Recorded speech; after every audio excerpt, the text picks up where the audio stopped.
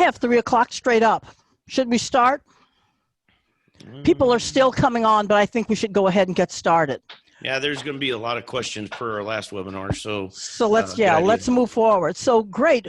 So to all of our participants, welcome to our webinar on COVID-19. And this is specific webinar is focused on guidance for small businesses. Just to give you a little bit of background, Steve and Terry, who are the principals of Innovative Business Advisors, participated in the White House stakeholders conference call on small business preparedness for this emergency that we're experiencing right now. So to that end, they're going to share some very important information regarding things that all small businesses should be focused on. Before we get into that, though, I just want to talk about logistics for the webinar. This is Zoom webinar interface, as you already know. We want to welcome all of you to ask questions throughout the webinar, and you do that by clicking on the Q&A link. You should see a Q&A tab near the bottom of your screen, and click on that link. It will open a box, and you can type in your question. We will handle those questions toward the back end. Logistically, you need to know that the presentation will go for about a half an hour, maybe a little less than a half an hour. We'll open it up for questions, and based on the experience we had earlier, as you heard Terry say, the questions went on right up until the full 1 hour mark. When this webinar finishes, we will provide you with a recording of the webinar and the deck. So don't worry, you will have a copy of the deck and a recording of the webinar. So with that said, we have a lot to share. The panelists are Steve Denny and Terry Lammers. They're co-founders and managing members of Innovative Business Advisors. And at this point, Steve, I'm turning it over to you. Marquita, thank you very much, first off, for putting all this together and acting as our moderator and host. Appreciate it very much. As Marquita said, Terry and I were invited by the local district office of the SBA to participate on a call that was initiated by the White House, which also included various members of the administration, including the Department of Treasury, the Department of Labor, and also the SBA. So this webinar is designed to provide you with some information regarding the laws as they currently exist today, and this is changing every single day. So a couple of things have happened since we began this morning, and we'll comment on those as we move forward. And then also to provide you some resources that are available through the SBA. So Marquita, if you'll move us forward. Ronald Reagan famously pointed this out to us several years ago, and you know, I'm from the government and I'm here to help has always been a little bit of a contrary comment, but I think in this case it's apropos, and I think you all are going to see that they really are here to help us this time. So Marquita, if you'll take us forward. Just to quick recap, the information that we're sharing today comes from the White House, the Department of Labor, the Department of Treasury, and the Small Business Administration. They actually asked us to pass this along, and thus we were able to set up this webinar for you. We're going to comment on a couple of things that are current in the state of Missouri, which is the state in which Innovative Business Advisors is incorporated in, and then also some of the federal laws. And at the end of this, we're also going to give you some resource links to the state of Illinois as well, so you can see what's current in the state of Illinois, and then also the various government links so you can keep on top of what is current.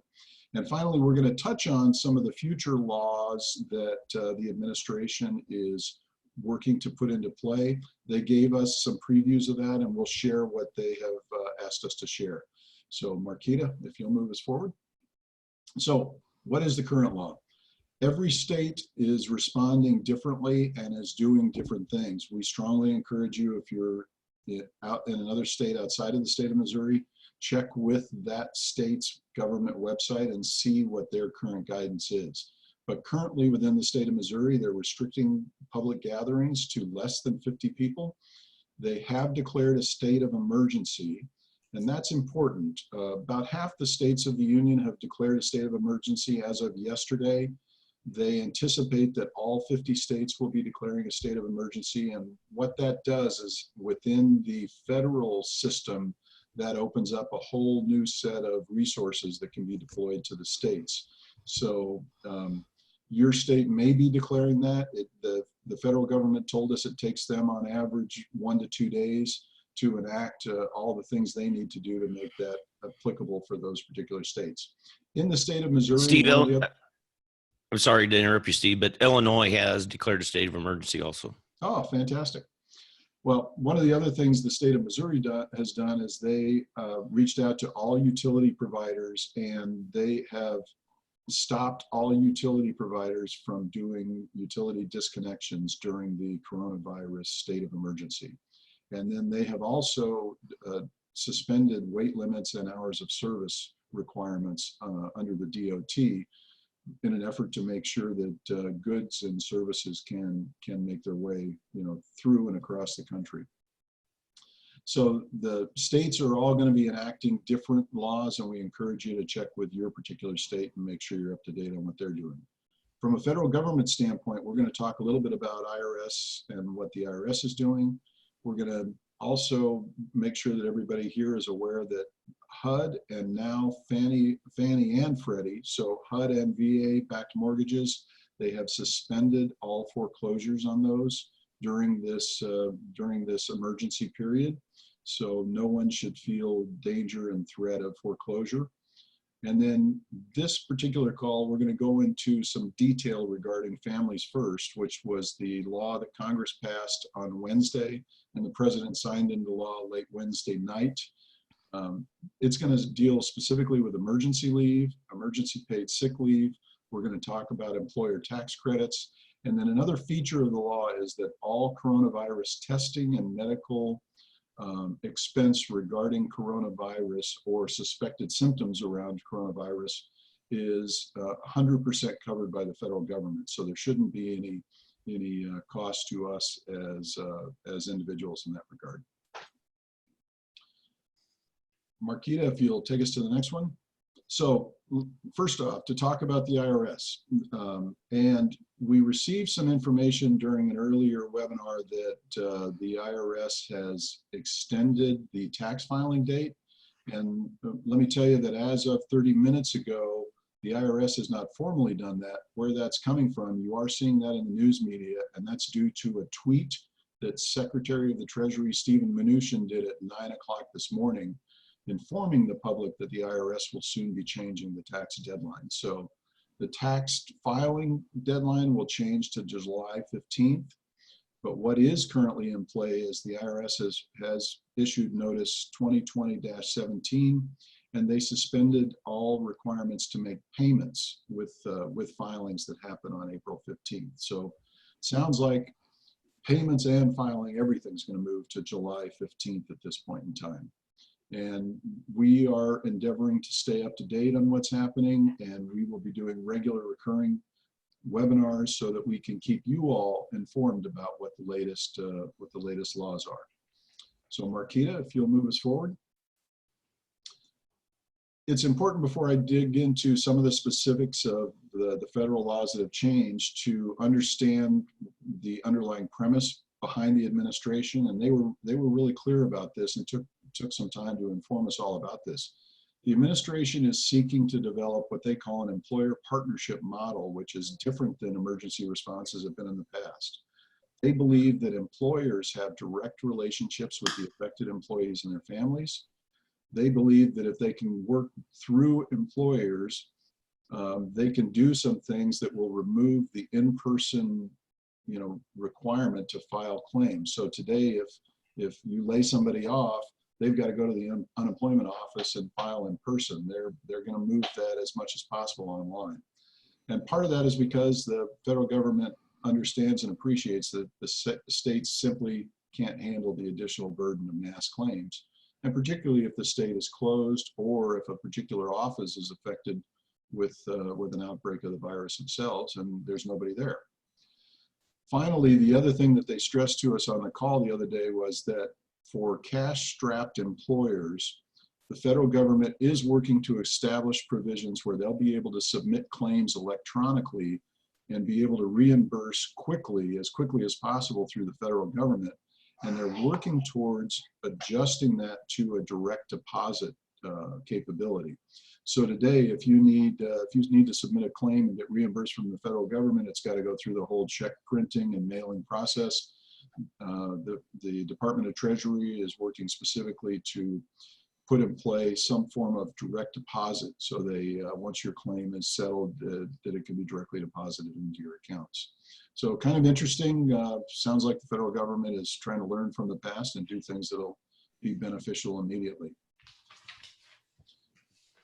So let me dive into the Families First Coronavirus Response Act, which is formerly known as HR 6201. And basically what this law does, that was passed and signed into law on Wednesday night, it amends the Family Leave Act, amends those definitions, and this applies to all employers of 500 employees or less in the country. So virtually every small business in the country is covered by this. One of the things the act does is it spells out how sick pay and leave will be funded. And the other thing it does is it provides employers to be credited for all of the payroll expenses involved. So employers, as an employer, you know, your people can take leave, and they are, as an employer, we're responsible for compensating them for that leave, but we can turn around and get reimbursed by the federal government. We'll talk specifically how that works. The Secretary of Labor does have a provision in there that they can exempt employers with less than 50 employees from this law if the business viability is in jeopardy. I imagine, this is just my own particular point of view, but I'm sure there are going to be a lot of people applying for that. So it'd be interesting to see how quickly the Secretary of Labor can respond. And then finally, there are specific exemptions for healthcare providers and emergency responders. And we'll talk a little bit about that as we move forward. So Marquita, if you'll take us forward. Basically, this law talks about two types of leave, and it divides them into two specific classifications. So the first one is what's referred to as employee health emergency leave. And this is for somebody that needs to, you know, on an emergency basis, not come to work, notifies you of that, and doesn't have any idea how long they'll be out. Well, under this scenario, the first 10 days are unpaid unless the employee has the ability to use accrued time off with their employer. So they might have vacation or sick time accruals that they could particularly use at that point in time. But the employer has a responsibility to keep them on payroll, and the employee may not receive pay for the first 10 days. But thereafter, the employer has a responsibility to pay them at no less than 2/3 of their regular pay, up to a maximum of $200 per day and $10,000 in aggregate. So, you know, somebody leaves your employee to deal with an emergency situation and they don't come back for up to 6 months, you know, the employer still has a responsibility to fund their pay. However, keep in mind the employer is going to get reimbursed for this. If they're out for that length of time, the employer also has an additional responsibility to restore their job when they come back. If your particular company is less than 25 employees, the employer has a responsibility to produce what's called reasonable efforts to make that job available to them, and the time window expands to a year. But if the position doesn't exist due to changes within the company directly attributable to the coronavirus emergency, then the obligation goes away. And there are specific exceptions for healthcare providers and emergency responders. You might have volunteer firemen, volunteer EMF, medical personnel that have a second job in a medical scenario, or you may even have members of our military that are called up. So there are some special circumstances in this. And as with this and the next section that we go through, we are inviting you to have a discussion with, you know, your own other trusted advisors out there as well to understand some of the specifics. So this is designed to give you an overview and encourage you to investigate it further. So Marquita, if you'll take us forward. The second classification of leave is classified as emergency paid sick leave. And this is if, particularly if someone gets sick or is under a quarantine or isolation order, or because of the fact that they may have had some exposure, feel it necessary to self-quarantine, or they're beginning to experience some symptoms of the virus, or they have a responsibility to care for another, a child, a relative, or another quarantined individual. And this, in this instance, for these people, the first 2 weeks, the first 80 hours of their time, the employer has a responsibility to pay them for that. And this is designed to cover, you know, employees at every level in an organization. So you can see they bumped up the minimums to up to $511 per day. The interesting twist to this is there are no tenure requirements. So if you hired somebody this morning and they came back from lunch and said, "Hey, I feel it necessary to take immediate leave," as an employer, we have a responsibility to pay them for the next 2 weeks. And as an employer, you cannot require them to use the accrued time for this as well. So if you've got a longer term employee that has some accrued time and they elect to engage with this emergency paid sick leave, they can continue to bank their accrued time with you, and you have a responsibility as an employer to pay them for the next 2 weeks. A little bit different than the first one. So Marquita, if you'll move us forward.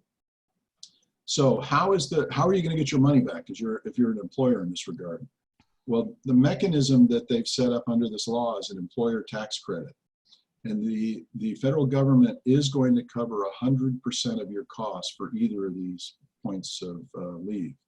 And they're going to do that not only for their rate of pay, but also for the payroll taxes associated thereof. So the employer's portion of the payroll tax, I should say, associated with that. In addition to that, they will, if you have employees where you're providing health plan coverage to them, and you have some expense keeping that health plan coverage current while they're on leave, the federal government will also reimburse you for the employer's portion of that as well. So that will take the form of employer tax credits. So when you're making your quarterly or monthly filings, you know, you'll have the ability to take that tax credit and be able to offset your filing by that credit, so you don't have to make those payments. And as we stated earlier, the federal government is trying to establish an immediate mechanism for immediate submission for those cash-strapped companies that may not have the ability to make those payments immediately. So there are some provisions the federal government's working to put in play for employer benefits in that area. So again, as employers, we have a responsibility to fund their leave time, and the federal government basically will be, you know, paying us back as employers for that in full. So yeah, Marquita, go ahead. So the other type of assistance that's available immediately is the SBA Disaster Assistance. And this is actually, the application and funding is directly by the SBA. And this occurs through that emergency declaration status that I had mentioned earlier. So what's available to you? If you're an employer out there, and let's say you're a restaurant owner and you're forced to close your restaurant, as they did in the state of Illinois, well, you can immediately apply for Economic Injury Disaster Loan. And you can request up to $2 million in loan. And that loan can only be used for working capital and business expenses. You cannot request a loan that would include your lost profits. However, you can request a loan that would cover all the cost of operating your business. And those loans are going to be scheduled at 3.75% for businesses. And these loans are also available to nonprofit entities, and they are the interest rate on nonprofits is a little lower, 2.75%. Now, the term of the loan depends on the qualifications of the particular business, but those terms can go up to 30 years. But what's interesting is from the time the loan is dispersed until the time you have to make your first payment can be deferred for up to 1 year as well. So that's really kind of a nice thing. The SBA is sees the need that's going to be present in the country here, they're making up to $2 million available to every business immediately. You apply to them directly. They're going to get back to you very quickly. And once they disperse those funds to you, you don't even have to make your first payment for up to 12 months after disbursement. Now, like any loan, there are some qualifications, but the SBA guidelines are significantly less than what bank guidelines are. From an eligibility standpoint, you have to be able to prove eligibility, prove that you are a business or prove that you are a nonprofit. They will run your business credit, and their credit standards are significantly lower than the commercial standards. And they are also looking at your repayment ability based on how your business performed before the coronavirus emergency. So they're looking at a pre-disaster repayment ability. So those are significant amounts of funds that are available to you. If you are in one of those businesses, particularly in the hospitality business where you are in a shutdown situation now, I would encourage you, get on the SBA website, and we're going to give you some links to that here shortly. Get on those sites, and if this looks like it's appealing to you, apply now, because there will be lots of people that will be looking to take advantage of this, I'm sure. So Marquita, if you'll move us forward. We also thought it would be important to share the comments that Jovita Carranza, the SBA administrator, made. And it's striking to hear this from government folks, but she said, you know, we're doing everything we can to cut red tape and to change current policy without having to go back through the whole process of writing new laws. So they are working hard in that regard. The other thing that she emphasized at length was, if a business receives a decline notice after applying on their website for this disaster loan process, that decline notice is immediately referred to the local district SBA office where the borrower resides. So if you have a business in the St. Louis metro area and you apply online and you get notice back that your application has been declined, that notice automatically goes to the local district SBA office. And Ms. Carranza's commitment to all of us on the call was that an SBA official from the local office will be contacting each borrower within 24 hours of receiving that notice. And they're going to get them matched up potentially with different lenders and do whatever they can to get help to them in that regard. And then she also called out that, you know, the SBA has enlisted FEMA, and FEMA is supporting them by providing right now 500 additional telephone support personnel to be able to handle the additional call volume that they're receiving. So again, we, as you know, participants on that call, the biggest takeaway for us was that it was amazing that the federal government is actually doing these things and seem to be acting in a customer responsive mode, which you don't normally put, you know, government response and customer responsiveness together in the same sentence. So I hope you guys will derive some level of comfort from that, as we did, and the proof's in the pudding. So we'll see how it shakes out. Marquita, if you'll move us forward. And Steve, before you start on this page, let me remind everyone, if you have questions, type your questions in the Q&A box. There is a tab depending on your screen setup, it's either the top of your screen that says Q&A or the bottom of your screen. Q&A, click on that box, it will open a dialogue, and you can send questions. We will answer those questions at on the back end of this. Sorry, Steve, go ahead. Yeah, no problem. So that is a summary of the existing law that we know of that's in place as of right now. And again, I want to reemphasize that, you know, these things are moving and changing every single day. So it's incumbent upon all of us to stay as informed as we can. One of the things that the Department of Treasury also did during the call was to talk about the various laws that they are currently engaged with Congress on writing and working towards getting passed so that they can get them into effect as quickly as possible. And the first of those is what they call the Business Interruption Loan Program.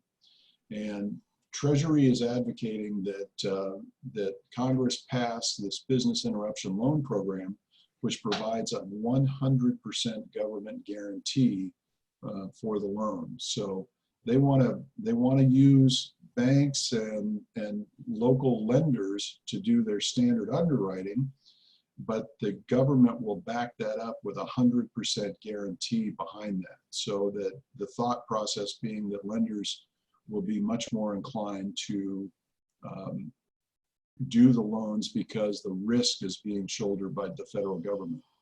And they want these loans to be available in up to $10 million, which currently the SBA only allows a business to have up to $5 million in SBA guaranteed loans at any given time. So even if you have a SBA loan out there right now, and let's assume that you're at the maximum, let's say you have a $5 million SBA loan right now, they still want to have a provision for being able to provide assistance to those companies. And that's why they're upping this limit up to $10 million. And then a really unique provision of that is that the overall motive behind all this is to keep employees as part of your organization as much as possible and incentivize businesses to keep their employees. And thus what they're also proposing is this provision whereby if you take this loan, the amount of money that you use from that loan for employee payroll expense will be exempted from repayment. So basically, it's almost like an automatic discount to your loan up front. Be a very interesting loan if they're able to get congressional support for that and get it passed. The other thing that is in the Senate bill currently, and there's been a lot of talk about this in the news media, is direct payments to individuals and families. And in the current legislation that's being kicked around, they're talking about adults receiving $1,200 per adult and $500 per child with a limit of husband and wife and 2 children. So the total amount would be roughly $3,400 per household. And the way that they are calculating the need is by looking at the tax returns from 2018. So one of the requirements would be that you would need to make sure that at least your 2018 taxes are filed and in place in order to receive these payments.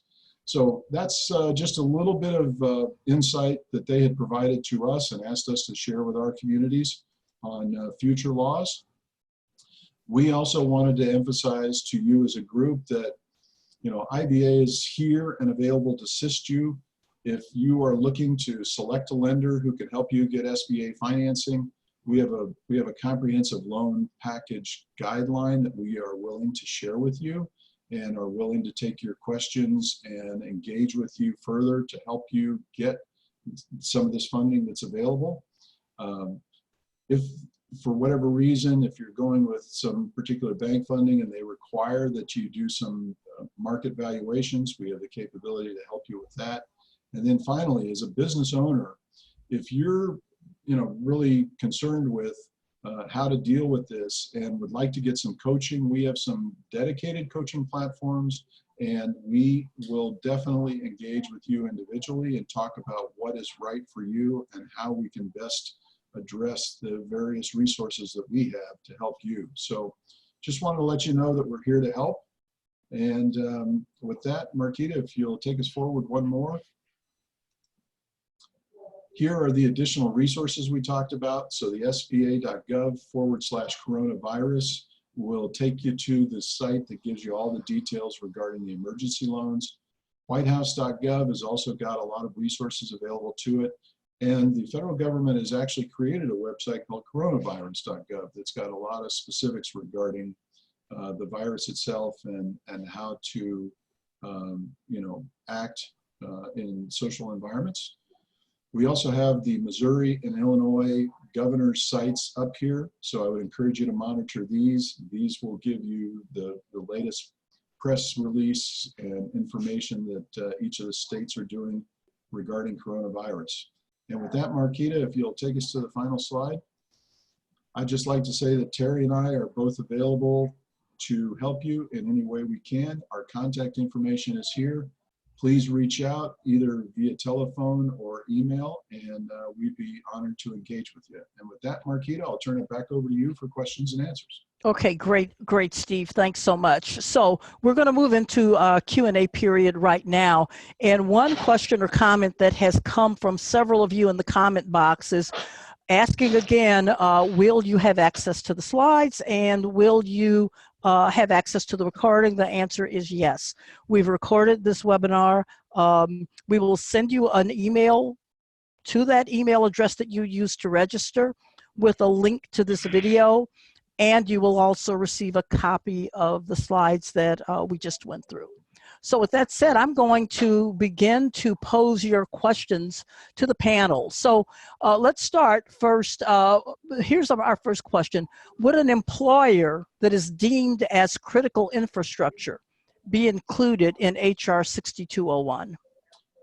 So my understanding is yes. Now, I'm not an expert in the law in that regard, but from what we heard, my understanding would be yes. It is designed to cover all employers in the United States. Okay, great. Next question from Sean. Where is the country getting the money for this? Good question, Sean. We print it. No, I think the short-term answer is, the country's debt is a big number, but in times of war and things like that before, in respect to the country's GDP, the levels were probably greater. And so, that's a good question. And where does that lead to interest rates down the road and things like that? That's a little bit above my pay grade. Okay. Next question. How does the leave process work for organizations staffed by 100% commission sales staff? It doesn't apply. So if you're using contract labor, basically it doesn't apply to contract labor as I understand it. I encourage you, if you have attorneys that if you're using a payroll provider, if there are other, I'm sure there are going to be many other companies that begin to provide opinions about this. But the way that we currently understand it is it would not apply to contracted workers. One of the things we might add to that, Steve, is we're always encouraging all of our clients to create a team of people around them. And we often play quarterback for that team. But in this time, it's important to reach out to your banker and talk to them about your bankability. And, I would say get your financial statement. You need to have your financial statements in order. If you haven't filed your tax returns, get them filed. Because if you're going to need to borrow money and you're going to need to go to a bank, that's the three things they're going to ask for right out of the gate. They're going to want to see 3 to 5 years worth of financial statements. They're going to want to see your income, your tax returns. They're going to want to see a debt schedule, which is, if you like, we can send you one, but basically it's a list of the loans that you have and what the payments are on those loans and what, the collateral is to them. And, so you need to get this stuff together ahead of time, and it will make the process of getting through this much easier. If you don't have an attorney, get in touch with an employment attorney to ask a lot of these questions. Your financial advisor, that's just some of the team of people that you need around you. Okay, good. One corollary, I guess I would ask Steve and Terry to the question that was just asked, and that is, if an employee is a 1099 employee, more often than not, they're either behaving as a small business themselves, a sole proprietorship, or they're a limited liability company with a membership of one, something like that. Would they not be expected to file themselves? I would think so. Legal entity. They made it clear on the conference call yesterday that sole proprietors are eligible for these loans. And that's a key point to remember. Yeah. Sole proprietors are eligible for these loans and programs. Okay, good. Next question from Joel. Is there any timing issue to be aware of for this SBA loan program? Well, no, you have to apply directly. If you're going to use the emergency loan program, you apply directly on the SBA website. But from a timing perspective, I would say that if your business is significantly affected now, and particularly if you're in the hospitality field, you know, you're a motel, you're a restaurant, you're a conference center, you're a movie theater, any place where people gather, you know, you're probably shut down at this point in time. If you are feeling the pinch, our recommendation would be go on and apply now. Now, keep in mind that there may be additional programs that are available in the future. As we talked about, some of the loan programs that the Department of Treasury is talking about implementing, that's not done yet. If you're feeling the pain now and you do not have the wherewithal to, you know, endure this for more than a few weeks, I would say now's the time to go ahead and apply. Okay, here's a detailed question from Brian. For companies that have unlimited PTO, what type of forms or tracking do we need to provide to receive the payroll tax credits? And I'm assuming that's unlimited personal time off? Mm-hmm. Okay. Yeah, if they're employees, you know, I would, as Terry mentioned earlier, I would direct you to a specialist in that regard. We got this overview of the law, and I think basically this is going out to all the specialists out there in the world as well. And I think everybody's trying to understand exactly what are the implementation steps. But in general, what I would tell you is if they're full-time employees, your responsibility as an employer is to be able to pay them as if they were still full-time employees engaged at work, even if they're not at work. If they were part-time employees, they did give us some guidance that said, you know, if you use their past 6 months experience as to what their average number of hours are on the job, and that becomes your basis for paying them moving forward. So that's a little bit, I hope that's a little bit helpful in answering your question. I know it's not a complete answer, but I would encourage you to talk with a payroll specialist about that and get some of the fine details in that. Okay, another question from Amanda, and she says, I'm in the hospitality business. To clarify, and she's looking for clarification for the SBA loan. Since it's loan forgiveness, that means we do not need to pay it back, question mark, if that loan is to pay for employee payroll expenses. So if it is not loan forgiveness, it's loan deferment. If you take the emergency loan, you're deferring the payment back. If what we talked about under the forgiveness side is the proposed loan package that Treasury now has in front of Congress. That has not become law yet. We were just taking the liberty of providing you guys some insight as to what our administration is proposing to do, but that is still not law. Under the existing emergency loan, you would be responsible for paying back the payroll portion, but they give you a deferment so you don't have to begin making payments for up to 12 months after you receive the money. So I hope that clarifies it. Good, thanks, Steve. David's question, is it accurate that the government wants us to keep paying employees 40 hours a week and government will reimburse us versus us laying them off and they applying for unemployment? That's exactly the intent of the laws. So the government would love to see employers continue to paying people. They've made that law that in many regards we have to under the circumstances that we just laid out for you. So yes, the answer to your question in short is yes. If you're not able to do that because you don't have the financial wherewithal to do that as a company, sit tight. The government is committed to making, immediate claim availability online. And once we receive information about that, we'll be sharing that in hopefully in our webinar next week. Good, thanks, Steve. Okay, now Elias asks a question, and Elias, you know who you are. The question says, does that count for contractors? So I don't know when this popped in. So we were talking about something, you asked the question. If we have not answered your question already, please retype it.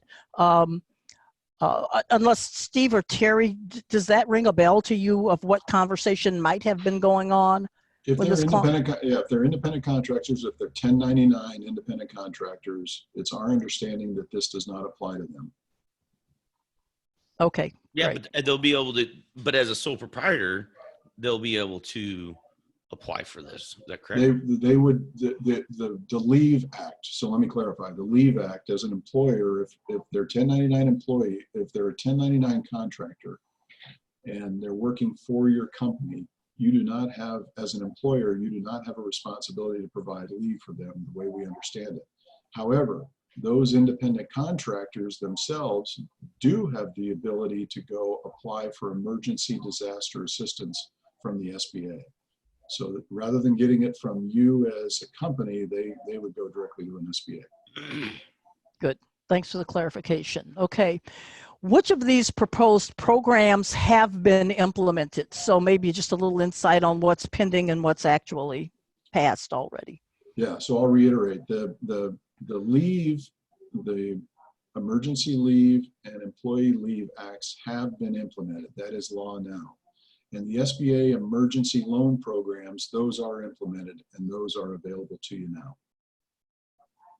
Thanks, Steve. Jim asks this question. Missouri is not listed on the disaster loan assistance yet. When will St. Louis, Missouri be added? It should be officially up there on Monday. The SBA told us that the states, when they make their emergency declaration, and Missouri made their declaration, I think on either late Wednesday or early Thursday. The SBA told us it takes them 2 days, 2 full business days to get it activated through the SBA system. And typically the 3rd business day, you will see it on their website as updated. So rest assured, Jim, that it is activated and Missouri will be available. The SBA has also told us during the call that they've been in touch with every governor of all the states around the country. And they expect by this time next week, by next Friday, that all 50 states will be activated on the SBA emergency loan website. Okay, and then Jim went further to outline a variety of states, and apparently the effective date that they were added to the website. Is that your interpretation of Jim's comment here? It's more of a comment than a question. Yeah, again, I just want to reiterate that by this time next week, all 50 states should be on the SBA government website. So keep checking with it. Great, thanks. Okay, Dave again asks a question. What about salaried employees on a bonus program? Are their benefits tied to just their base? Primarily tied to just their base, but that's why they had that cap of $511 a day. So so the way we understand that, Dave, is that it's primarily just their base, but again, we would refer you to a specialist in that regard. We're not wage and hour specialists. We're just relaying information. Okay, Sean asks, if a business did a scheduled layoff for a salary employee prior to all of this, but still employed until March 31st, can they enact the 2/3 pay leave up to $200 per day? So my interpretation would be that they probably could, but again, I would refer that over to a wage and hour specialist. Yeah, and one thing, Sean, you may want to look into there is normally when companies do scheduled layoffs and the layoff has been announced, but the actual end date is in the future, they have actually already funded that. So that is guaranteed income up until their end date. Look at the specific employee's separation plan, and that may tell you the story as to whether or not they're still employed or truly laid off. Terry has asked the question, I've been in business for 40 years, not interested in a payback loan. I am interested in the COVID-19 law for my payroll, but with that being toward the forgiveness, how soon do you think that's coming? Well, we had the counselor to the Secretary Mnuchin of the Treasury on the call. So, you know, he's literally one step below the Treasury Secretary. He told us that this is currently being negotiated with the Congress on the Hill, and that they were very hopeful that this would be included in the next batch of legislation that's coming out. So Congress is still in session. They're not recessing. They're in emergency session to get this done. I would stay tuned and be looking for this. And again, once we hear about this, we're going to be updating our information, and you can check back with us next Friday, and we may have more information for you at that point in time. Okay, the next question. With Governor Pritzker calling a shelter in place for only critical jobs, rumored to last into the mid-April, if we do not qualify under that, will the 2 weeks paid emergency leave for our employees be extended? Now, Terry, I think you know this already. I think Pritzker's having a call, a news briefing concurrent with this, and I think that announcement may have just come while we were on this telecast. Right. I would say, I mean, this is all very fluid. I mean, this information that we're giving you today, we literally didn't learn about until 1 o'clock yesterday. So if it lasts to the middle of April, I would think there would be extensions. So, and then keep in mind, there's a federal, you get the federal side and the state side. So what Missouri does, Illinois may do something different, probably not right. But anyway, I think what's important, I go back to saying, keep your team of advisors around you. Know who you can go to ask questions to. We have a term we commonly use. People get their head in the sand. Don't get your head in the sand. Be out there asking questions. We're happy we don't always have the answers, but many times we're playing quarterback and we can point you to the right people. Okay, next question. Is there going to be a limit on the amount of loans total the government gives out? So is there a cap on the total funding base for these loans? Well, the current law on SBA loans is no more than $5 million per company. That's why Treasury is pushing for what they told us is that's one of the reasons they're pushing for this $10 million cap. So that somebody that might be at the lending limits under the SBA will still have access to capital under this new loan program. However, the emergency loans, my understanding are that since those are direct loans directly from the SBA, that there may be some differential there. I'm not an expert on the emergency loans, so I would encourage you to apply to the SBA emergency loan if in fact your business is in a state of distress in that regard. And the one thing that Administrator Carranza committed to us is if you receive a decline letter, you're going to get an in-person discussion with an SBA official immediately to try and figure out another way to get assistance to you. So that'll be the best way to get in touch with the experts in that regard. Good. So Gay asks, for disaster loans, how is child support that is owed being viewed, eligible or not? I don't know. They didn't talk about that during the call, and that's one of those fine points of the law that, again, I would encourage you to reach out to an SBA official and find out the answer to that question. Our company is getting daily email solicitations from companies offering us small business loans through the federal government, stating we only need to supply the last 2 to 3 months bank statements and approval happens within 2 days. Are these legit? Do you know of these? Yeah, well, we are very cautious about these. So SBA, the emergency lending is an SBA program. Normal SBA loans are administered through various banks and lenders. We are not an advocate of paying somebody a fee to try and help you get an SBA loan because it's not necessary. We do have a loan outline package that we're willing to share free of charge.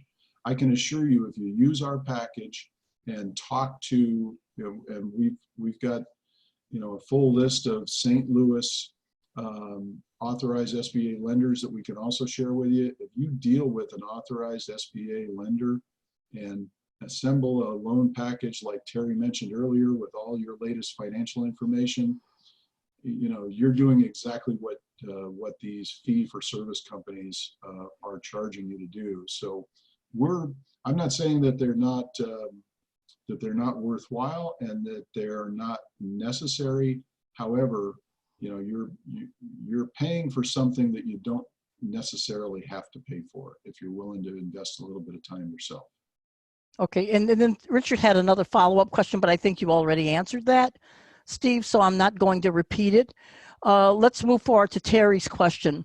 Also, the $1,200 per adult, what income is that based on? So I understand it's based on if you make $75,000 or less. Is that combined with your spouse, or will they determine that per person? So I understand the thresholds to be much more than that, but I don't recall exactly what those thresholds were. But I'm sure there will be more information about that, and that's pending. Those are being discussed in Congress right now. So keep in mind that those type of things are going to change, right? So what you're hearing on the news today about legislation that's being discussed is definitely due to change. So what we shared with you regarding the leave legislation is law that's already passed and signed into practice and is effective right now. So I just encourage you to do the same thing we are, and that is just monitor the legislation as it relates to employers' responsibilities and assistance that's available to us as a general population. Okay. Next question. The cap per day that you presented earlier, Steve, on emergency paid leave, is that cumulative or per employee? Per employee. Okay. And then this is the last question in my queue right now, and it's appropriate. When will you send this program? I need to share it with some staff, and we'll get this out. Give us about, let's say within 24 hours. You may get it sooner rather than later. We simply have to download the webinar from the cloud, and we'll package that with the deck and send it to all people who registered at the email that you used to register. Marquita, there's here one from Brian for companies that have unlimited PTO. What type of forms or tracking do we need to provide to receive the payroll tax credits? Steve, can you answer that? I would encourage you to go to the Department of Labor, and there is a full synopsis of the law on the Department of Labor's website. So I would encourage you to go there and pull that information. And I believe all of that information is there. So I perused through it yesterday, and I believe it's there, but please don't hold me to that. Things are changing every day. Yeah, and I think Eugene was kind of giving us some advice that kind of goes what Terry's question was, that the $1,200 is $75,000 per person, or $150 for couples filing married. Good, thanks. Okay, so that covers all of our questions. Before we close, I'd like to give Steve and Terry an opportunity to make last comments. Terry, I'm going to give you the floor first. Sure. Any last wrap-up comments? I've kind of reiterated it a couple of times in the webinar here. Obviously this is a unique situation, but we work with business owners every day, and we are constantly struggling to get good financial statements, accurate financial statements, and timely financial statements. If you're going to need to borrow money, and this is putting you in a tough position, which it is a ton of people, get your financial statements in order. If that's, something that you need your CPA to do for you, it's just so very important. Even, being a former banker, I can tell you, when people come with their stuff in order, you're going to get attention a lot quicker. We've ran into this recently, or in several. A lot of these bankers are paid commissions. They get paid on the money that they lend. So if you come into them and they got to work to get your loan through the process, you're going to get moved to the bottom of the pile. So keep your team of people around you. Don't be afraid to ask questions, and we'll do whatever we can to help you. Okay, Steve, your comments. Awesome. And listen, we are really blessed to live in St. Louis, where we have a huge set of resources with bankers in the marketplace that are available to assist and help. So we're really uniquely blessed in that regard. I encourage all of you, particularly as business owners and leaders, and you've demonstrated that because you've taken the busy time out of your day to spend a little bit of time with us and learn about what's available. So keep in mind, folks, this is temporary. We refer to this as spring break 2020 in our offices, and we know that this is temporary. It might be with us days, weeks, a few months, but we know this is temporary. Keep that in mind, and we are here to help. You need a good team of people around you. This is a great opportunity for you to make sure you get good advisors around you. We would be honored if you would include us in that team, and we will definitely share all the information that we have available to help you. Our contact information is here on the screens. If you have any questions and you'd like to talk privately about how this is going to impact your business and some of the steps that you might be able to make in your business to get through this as successfully as possible, Terry and I and Marquita and other members of our team are available to help you. So reach out to us, and we'd be honored to engage. We hope you all have a great weekend. Enjoy the time with your family, and keep your head up. This is going to pass. So appreciate your time today. Okay. Thank you all for attending. Again, Terry, Steve, thank you so much for your input. And ask all the participants, keep an eye out. We'll send you emails as we have new information and if we're scheduling another webinar. But again, thanks everyone for participating, and that's the end of our webinar. Thanks so much. Have a great weekend.